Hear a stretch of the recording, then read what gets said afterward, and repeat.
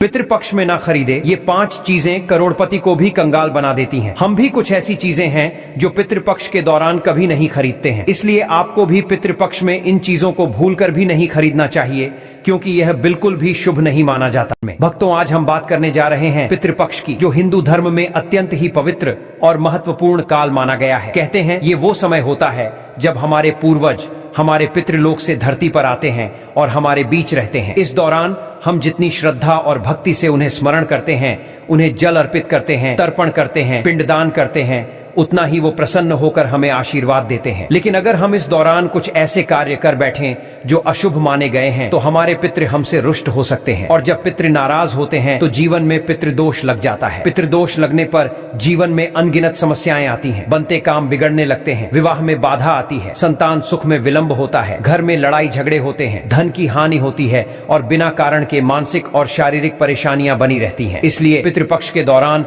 हमें बहुत ही सावधानी पूर्वक आचरण करना चाहिए। पितृपक्ष के दौरान कुछ ऐसी गलतियां हैं जिन्हें अगर आप भूलकर भी करते हैं तो आपका जीवन संकटों से भर सकता है। ये गलतियां न केवल पितरों को नाराज कर देती हैं, बल्कि आपके जीवन में दुर्भाग्य, दरिद्रता और निरंतर कष्टों को बुलावा देती है। इसलिए आज की इस वीडियो में हम आपको ऐसी ही कुछ बातों के बारे में बताने जा रहे हैं जिनका पालन करना खासकर पितृपक्ष के दौरान हर व्यक्ति के लिए आवश्यक है। ऐसा कहा गया है कि इस दौरान कुछ चीजों की खरीदारी करना अत्यंत अशुभ माना गया है। चाहे कोई व्यक्ति कितना भी धनी क्यों ना हो, अगर वह इन वस्तुओं को पितृपक्ष के दौरान खरीदता है तो उसका भाग्य उससे रूठ जाता है, और धन होने के बावजूद भी उसका जीवन कंगाली और संकट से भर जाता है। इसलिए मित्रों, आज हम आपको यह महत्वपूर्ण जानकारी देने जा रहे हैं कि पितृपक्ष में किन चीजों को भूलकर भी नहीं खरीदना चाहिए। ऐसा माना जाता है कि इन वस्तुओं की खरीदारी से पितरों का अपमान होता है और वे नाराज होकर जीवन में क्लेश और संकट का कारण बन जाते हैं। पितृपक्ष के दौरान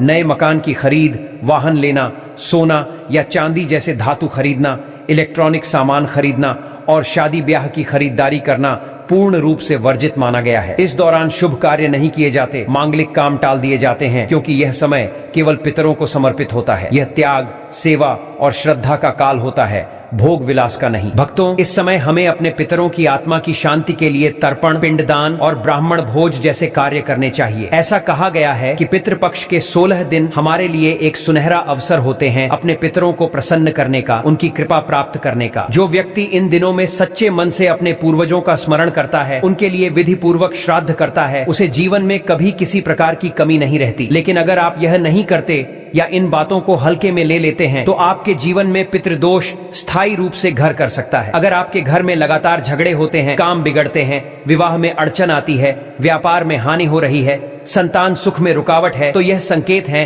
कि आपके ऊपर पितृदोष हो सकता है। पितृदोष से मुक्ति के लिए तर्पण, पिंडदान और ब्राह्मण भोज सबसे सरल और प्रभावशाली उपाय है। इसके अलावा घर में गीता पाठ करना, दीपदान करना और गौ सेवा करना भी पितरों को अत्यंत प्रिय होता है। जो व्यक्ति इन कार्यों को श्रद्धा से करता है, उनके पितृ तृप्त होकर उन्हें आशीर्वाद देते हैं, उनके सारे संकट हर लेते हैं। महाभारत में स्वयं भगवान श्री कृष्ण ने भी पितृपक्ष का महत्व बताया है। उन्होंने कहा है कि पितृदेव हमारे घरों में देवताओं की तरह आते हैं और हमारी रक्षा करते हैं। जिन घरों में पितृ प्रसन्न रहते हैं वहां कभी कोई संकट नहीं आता, क्योंकि वो संकटों को आने से पहले ही अपने ऊपर ले लेते हैं। लेकिन जिन घरों में पितरों का अपमान होता है या उन्हें भुला दिया जाता है, वहां हमेशा अशांति, क्लेश और आर्थिक तंगी बनी रहती है। भक्तों, इसलिए अगर आप चाहते हैं कि आपके पितृ आपसे सदा प्रसन्न रहें, तो पितृपक्ष में कोई भी अशुभ कार्य न करें। इस दौरान मांसाहार, नशा, वाद विवाद, लोभ, क्रोध और आलस्य से दूर रहें। ब्राह्मणों को भोजन कराएं, जरूरतमंदों को अन्न, वस्त्र और दक्षिणा दें, गौ माता की सेवा करें, पीपल के पेड़ के नीचे दीपक जलाएं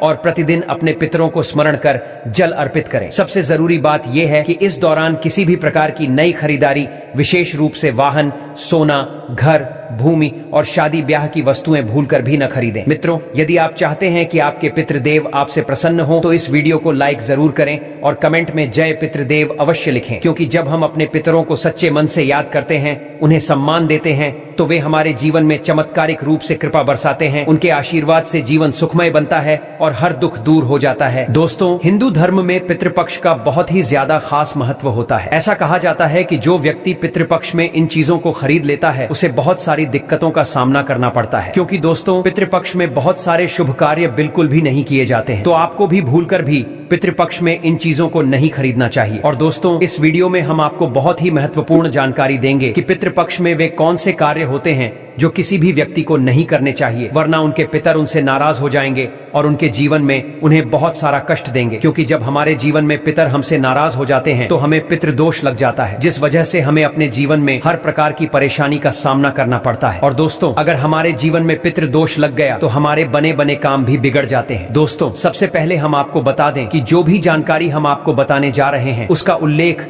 स्वयं शिव महापुराण में बड़े ही विस्तार से किया गया है। हम बस उस दिव्य ज्ञान को आपके सामने आसान और सरल भाषा में प्रस्तुत कर रहे हैं ताकि हर कोई इसे समझ सके, ग्रहण कर सके और अपने जीवन में लागू कर सके। तो आइए जानते हैं इस महत्वपूर्ण विषय को विस्तार से। पितृपक्ष के इन 16 दिनों में कुछ ऐसी आम गलतियां हो जाती हैं जो जाने अनजाने में हमें भारी नुकसान दे सकती हैं। इन गलतियों से हमारे पितृदेव नाराज हो सकते हैं और जब पितृ नाराज हो जाते हैं तो जीवन में पितृदोष उत्पन्न हो जाता है। यही पितृदोष व्यक्ति के जीवन को दुख, दरिद्रता, रुकावट और कष्टों से भर देता है। दोस्तों, इस वीडियो के माध्यम से हम आपको बताएंगे कि पितृपक्ष में ऐसी कौन कौन सी चीजें हैं जिन्हें नहीं खरीदना चाहिए, कौन से काम नहीं करने चाहिए, और साथ ही कुछ ऐसे उपाय भी बताएंगे जिन्हें आपको अवश्य करना चाहिए, जिससे आपके पितृ देवता आपसे प्रसन्न रहें और आपके परिवार पर उनका आशीर्वाद सदा बना रहे। जब पितरों की कृपा होती है तब जीवन में कभी किसी चीज की कमी नहीं होती, कामों में सफलता मिलती है और परिवार में सुख शांति बनी रहती है। लेकिन अगर आपने भूल से भी कोई ऐसा कार्य कर लिया जो वर्जित माना गया है तो उसका परिणाम बेहद गंभीर हो सकता है।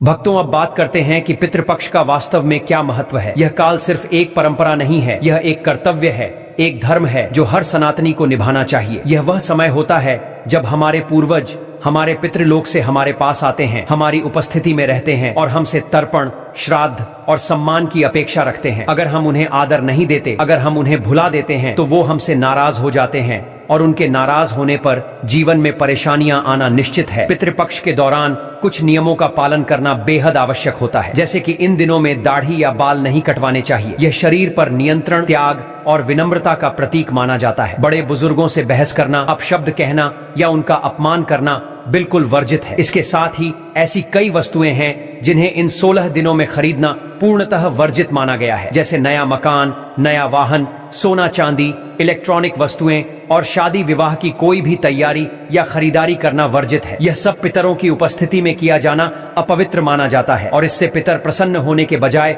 रुष्ट हो जाते हैं। दोस्तों, अगर आप यह चाहते हैं कि आपके पितर आपसे सदा प्रसन्न रहें, आपके परिवार में सुख, समृद्धि और शांति बनी रहे, तो इन 16 दिनों में पवित्रता बनाए रखें, नियमों का पालन करें और हर रोज पितरों के नाम से जल अर्पण करें, गौ सेवा करें, पीपल के पेड़ के नीचे दीपक जलाएं, जरूरतमंदों को भोजन कराएं और ब्राह्मणों को आमंत्रित कर उनका सम्मान पूर्वक भोज कराएं।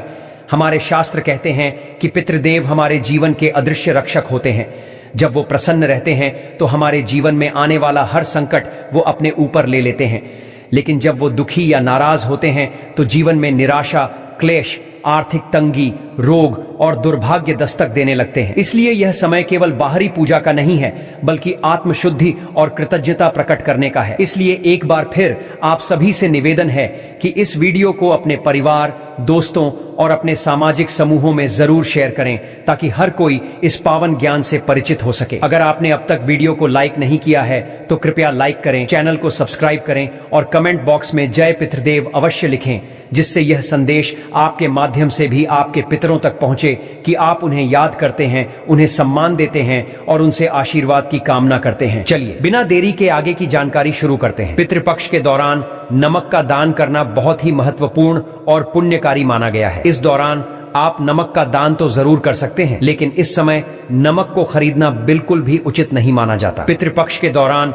नमक खरीदना बहुत ही अशुभ माना जाता है। इसलिए यह सलाह दी जाती है कि पितृपक्ष शुरू होने से पहले ही अपने घर के लिए जितना नमक चाहिए वह खरीद कर रख लें, ताकि आपको इन दिनों में नमक खरीदने की जरूरत ना पड़े। ऐसा माना जाता है कि पितृपक्ष में नमक खरीदने से घर में बीमारियों का प्रवेश होता है और वह लगातार बनी रहती है। अब बात करते हैं सरसों के तेल की। अगर आप पितृपक्ष के दौरान सरसों का तेल खरीदते हैं तो इससे न केवल पितृदेव नाराज होते हैं बल्कि शनिदेव भी आपसे रुष्ट हो सकते हैं। और जैसा कि आप जानते हैं, जब शनिदेव किसी से नाराज हो जाते हैं तो उस व्यक्ति का जीवन संघर्षों से भर जाता है। इसलिए सरसों के तेल की खरीदारी भी पितृपक्ष से पहले ही कर लेनी चाहिए। ये एक छोटी सी सावधानी है, लेकिन इसका असर बहुत गहरा होता है। इसके बाद आता है झाड़ू। झाड़ू का संबंध माता लक्ष्मी से माना गया है। अगर आप पितृपक्ष के दौरान झाड़ू खरीदते हैं तो यह आर्थिक दृष्टि से बहुत ही अशुभ माना जाता है। इस दौरान झाड़ू खरीदने से धन की हानि, कर्ज की बढ़ोतरी और आर्थिक तंगी के योग बनते हैं। इसलिए कोशिश करें कि झाड़ू भी इन 16 दिनों के शुरू होने से पहले ही खरीद कर रख लें। पितृपक्ष के दौरान नए वस्त्र या आभूषण खरीदना भी शुभ नहीं माना गया है। जब हम अपने पितरों को श्रद्धा से याद कर रहे होते हैं, उनके लिए सात्विक जीवन जी रहे होते हैं, उस समय नए वस्त्र या गहनों की खरीदारी करना भोग विलास का प्रतीक माना जाता है, जो इस काल के लिए वर्जित है। पितृपक्ष में दिखावा, सजावट और नए वस्त्र धारण करना शुभ फल नहीं देता, बल्कि पितरों की नाराजगी का कारण बन सकता है। इसी तरह भूमि, भवन या नया वाहन खरीदना भी पितृपक्ष में अशुभ माना गया है। यह काल मांगलिक कार्यों से दूर रहने का है। अगर आप इन 15 से 16 दिनों में भूल से भी जमीन, मकान या गाड़ी खरीदते हैं तो यह फायदे की जगह नुकसान और परेशानियों को बुलावा दे सकता है। इसलिए जो भी बड़े फैसले या लेन देन हैं, उन्हें इस अवधि से पहले या बाद में ही करना उचित होता है। भक्तों, अब बात करते हैं उन चीजों की जिन्हें पितृपक्ष में खरीदना शुभ और फलदायी माना गया है। सबसे पहले है काले तिल। काले तिल को पितृपक्ष में अत्यंत पवित्र और शुभ माना गया है। इनका उपयोग तर्पण, पिंडदान और धार्मिक कार्यों में किया जाता है। काले तिल का दान करना भी अत्यंत पुण्यदायक होता है और इससे पितर बहुत प्रसन्न होते हैं। इसके अलावा जीरा भी एक शुभ वस्तु मानी जाती है। धार्मिक दृष्टि से जीरे को सोना कहा गया है। पितृपक्ष में जीरे को घर लाना या उसका दान करना धन वृद्धि और समृद्धि का सूचक होता है। यह भी मान्यता है कि इससे घर में बरकत आती है और पितरों की कृपा बनी रहती है। कच्चे चावल का पितृपक्ष में विशेष महत्व है। इन्हें शुद्धता और समृद्धि का प्रतीक माना जाता है। चावल को चांदी के समान शुद्ध और पवित्र माना गया है। पितृपक्ष के दौरान चावल लाना या दान करना अत्यंत शुभ फल देने वाला होता है। इससे जीवन की परेशानियों में कमी आती है और घर में सुख शांति का वास होता है। चलिए बिना समय गंवाए वीडियो की अगली महत्वपूर्ण जानकारी की ओर बढ़ते हैं। शास्त्रों में यह बात स्पष्ट रूप से कही गई है कि पितरों को अगर चमेली का तेल अर्पित किया जाए तो वे इससे अत्यंत तृप्त होते हैं। पितृपक्ष के इन पावन दिनों में चमेली के तेल का महत्व बहुत अधिक बढ़ जाता है। अगर आप इस दौरान चमेली का तेल अपने घर में लाते हैं या किसी ब्राह्मण या जरूरतमंद को इसका दान करते हैं तो इससे आपके पितृ अत्यंत प्रसन्न होते हैं और आपके जीवन में जो भी रुकावटें चल रही होती हैं उनका अंत धीरे धीरे होता चला जाता है। इसी तरह जहां पितृपक्ष में अपने लिए नए कपड़े खरीदने की सख्त मनाही होती है, वहीं अगर आप पितरों के निमित्त नए वस्त्र खरीदते हैं तो यह कार्य अत्यंत शुभ माना जाता है। लेकिन ध्यान रखें कि इन कपड़ों का उपयोग स्वयं भूलकर भी न करें। इन्हें आप ब्राह्मणों को दान दें या किसी जरूरतमंद को अर्पित करें। इससे आपके पितृ विशेष रूप से प्रसन्न होते हैं और अपने आशीर्वाद से आपके बिगड़े हुए कार्यों में सफलता प्रदान करते हैं। सफेद फूलों का भी इस काल में विशेष महत्व है। पितरों को सफेद फूल अत्यंत प्रिय होते हैं। यदि आप पितृपक्ष के दौरान घर में सफेद फूल लेकर आते हैं और उन्हें अर्पित करते हैं तो इससे पितरों की आत्मा को शांति मिलती है और वे प्रसन्न होकर अपना आशीर्वाद आपके ऊपर बनाए रखते हैं। इसका असर आपके जीवन की तमाम समस्याओं में साफ दिखाई देता है जब समस्याएं स्वतः ही दूर होने लगती हैं। दोस्तों, आपको एक बात और बता दें, पितृपक्ष के इन 16 दिनों में कुछ विशेष कार्य वर्जित होते हैं। यह समय तप, संयम, श्रद्धा और आत्मशुद्धि का होता है। इस दौरान आपको तामसिक चीजों का सेवन भूलकर भी नहीं करना चाहिए। मांस, मछली, लहसुन, प्याज, शराब, धूम्रपान और किसी भी प्रकार के नशे से पूरी तरह दूर रहना चाहिए। यह आपके तन और मन की शुद्धता के लिए